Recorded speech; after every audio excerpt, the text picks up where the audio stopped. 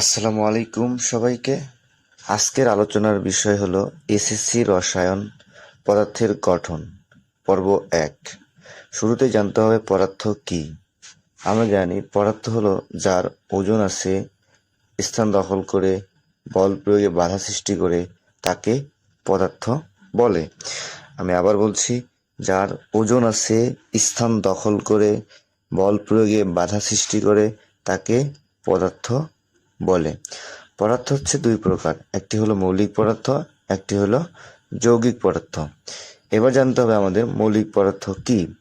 যে পদার্থ ভাঙলে সেই পদার্থ ছাড়া অন্য কোনো পদার্থ পাওয়া যায় না তাকে মৌলিক পদার্থ বা মৌল বলে। যেমন কার্বন, হিলিয়াম, অক্সিজেন, এগুলি হলো মৌলিক পদার্থ।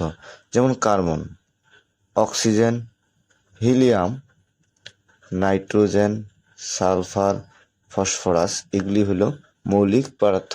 কারণ এই সমস্ত পদার্থকে ভাঙলে এই পদার্থ ছাড়া অন্য কোনো পদার্থ পাওয়া যায় না, তাই এরা হলো মৌলিক পদার্থ। এবার আসি যৌগিক পদার্থ কাকে বলে। যে সকল পদার্থকে ভাঙলে দুই বা ততোধিক মৌল পাওয়া যায় বা মৌলিক পদার্থ পাওয়া যায় তাকে যৌগিক পদার্থ বলে। যেমন পানি, পানির সংকেত কি? পানির সংকেত হলো H2O। এটাকে যদি আমরা ভাঙাই কি কি পাই?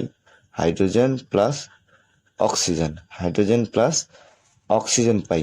তাহলে যে হাইড্রোজেন একটা পরমাণু, অক্সিজেন একটা পরমাণু, তাহলে দুই বা ততোধিক, এই অক্সিজেন একটা পরমাণু, হাইড্রোজেন একটি পরমাণু, আবার এই হাইড্রোজেন একটি মৌল, অক্সিজেন একটি মৌল। তাহলে এই দুই বা ততোধিক মৌল পাওয়া যায়।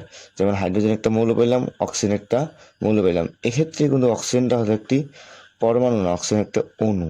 অক্সিজেন একটা অণু, কিন্তু হাইড্রোজেন একটি পরমাণু। যদি মৌলের ক্ষেত্রে যাই তাহলে হাইড্রোজেন একটি মৌল, অক্সিজেনও একটি মৌল। তাহলে দুই বা ততোধিক মৌল পাওয়া যায় তাকে কি বলা হয়? যৌগিক পদার্থ বলে। যেমন পানি। সেম ক্ষেত্রে ম্যাগনেসিয়াম প্লাস ক্লোরিন বিক্রিয়া করে উৎপন্ন হয় ম্যাগনেসিয়াম ক্লোরাইড। ম্যাগনেসিয়াম ক্লোরাইড পাই আমরা। সেম ভাবে একই ম্যাগনেসিয়াম আর ক্লোরিন বিক্রিয়া করে ম্যাগনেসিয়াম ক্লোরাইড পাওয়া যায়। সোডিয়াম প্লাস ক্লোরিন বিক্রিয়া করে সোডিয়াম ক্লোরাইড। তাহলে এটি হলো কি পদার্থ? যৌগিক পদার্থ। এবার আসি পরমাণু ও অণুর ইতিহাস। আমরা মৌলিক পদার্থ চিনলাম, যৌগিক পদার্থ চিনলাম। এবার আমরা আলোচনা করব পরমাণু ও অণু। এই পরমাণু এবং অণু সম্পর্কে বেশ কয়েকজন বিজ্ঞানী বেশ কয়েকটি ধারণা দিয়েছিলেন। শুরুতে যে ধারণা দিয়েছিলেন তিনি হলেন বিজ্ঞানী গ্রিক দার্শনিক ডেমোক্রিটাস। উনি একজন মহান বিজ্ঞানী। উনি প্রথম ধারণা দিয়েছিলেন পরমাণু সম্পর্কে। উনি পরমাণু সম্পর্কে বলেছিলেন পরমাণু হলো অবিভাজ্য। অমানের না, অমানের না, বিভাজ্য মানে ভাঙ্গা যায় না। ভাঙ্গা অর্থাৎ ভাঙ্গা যায় না। অবিভাজ্য মানে কি? ভাঙ্গা যায় না। সেমভাবে তারপরে বিজ্ঞানী জন ডাল্টন, উনিও তার বন্ধু ডেমোক্রিটাসের সাথেই সুর মিলালেন। উনিও বললেন পরমাণু অবিভাজ্য। তারপরে বিজ্ঞানী 1911 সালের রাদারফোর্ড, উনি বললেন যে পরমাণু বিভাজ্য। পরমাণু বিভাজ্য কারণ পরমাণুকে ভাঙলে, আমরা যদি পরমাণুকে ভাঙি, পরমাণুকে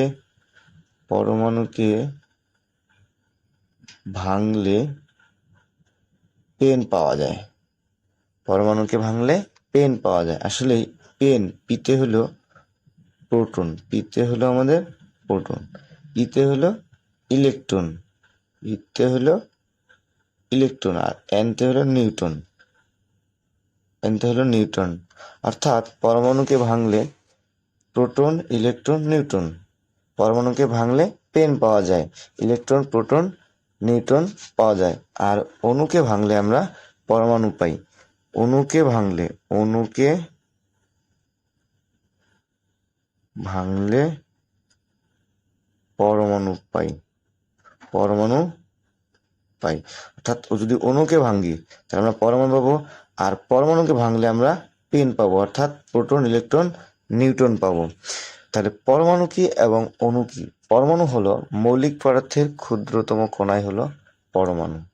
মৌলিক পদার্থের ক্ষুদ্রতম কণাই হলো পরমাণু, যেমন সোডিয়াম একটি পরমাণু, ক্যালসিয়াম একটি পরমাণু, ম্যাগনেসিয়াম একটি পরমাণু। এরা হলো আমাদের পরমাণু। অণু কি? অণু হলো দুই বা ততোধিক পরমাণু মিলে যা গঠিত হয় তাই হলো অণু। দুই বা ততোধিক পরমাণু মিলে যেটা গঠিত হয় তাকে বলা হয় অণু। যেমন ম্যাগনেসিয়াম ক্লোরাইড। ম্যাগনেসিয়াম ক্লোরাইড একটি অণু। কেন অণু? কারণ এখানে ম্যাগনেসিয়াম একটা পরমাণু, ক্লোরিন একটা পরমাণু। ম্যাগনেসিয়াম এবং ক্লোরিন একের অধিক পরমাণু মিলে যা গঠিত হয় তাকে কি বলে? অণু বলে। একের অধিক পরমাণু মিলে যেটা গঠিত হয় তাকে অণু বলে। এক্ষেত্রে আরেকটা জিনিস শর্টকাট টেকনিক মনে রাখবা, অণু হইল ডাবল অবস্থায় যেটা থাকবে, ডাবল ট্রিপল, এগুলো হচ্ছে অণু। আর পরমাণু সবসময় সিঙ্গেল থাকবে। যেমন সোডিয়াম সিঙ্গেল অবস্থায় আছে, ক্যালসিয়াম সিঙ্গেল। এটাকে বোঝার জন্য যেমন সোডিয়াম প্লাস ক্লোরিন বিক্রিয়ায় উৎপন্ন হয় সোডিয়াম ক্লোরাইড মানে লবণ। এই সোডিয়াম পরমাণু, ক্লোরিন হলো পরমাণু, এখানে উৎপন্ন হলে একসাথে যুক্ত হলো কি? Sodium chloride. এই সোডিয়াম ক্লোরাইড যে একসাথে যুক্ত হয়েছে এই জন্য এটাকে বলা হয় অণু। আর সোডিয়াম এবং ক্লোরিন এরা সিঙ্গেল অবস্থায় আছে, এই জন্য বলা হয় এরা পরমাণু। আর সোডিয়াম ক্লোরাইড অণু। কেন অণু? কারণ এরা কি? ডাবল, অর্থাৎ একসাথে যুক্ত হয়েছে, একসাথে কি হয়েছে? বিক্রিয়া করছে। অর্থাৎ সোডিয়ামের চার্জ হলো প্লাস, ক্লোরিনের চার্জ হলো মাইনাস। এই প্লাস এই মাইনাসকে আকর্ষণ করে উৎপন্ন করে সোডিয়াম ক্লোরাইড। তাহলে এই সোডিয়াম ক্লোরাইড হলো আমাদের অণু। আর এই সোডিয়াম হলো সোডিয়াম এবং ক্লোরিন হলো পরমাণু। অণু এবং পরমাণু সম্পর্কে আমাদের ধারণা সবারই clear. Thank you watching for this video.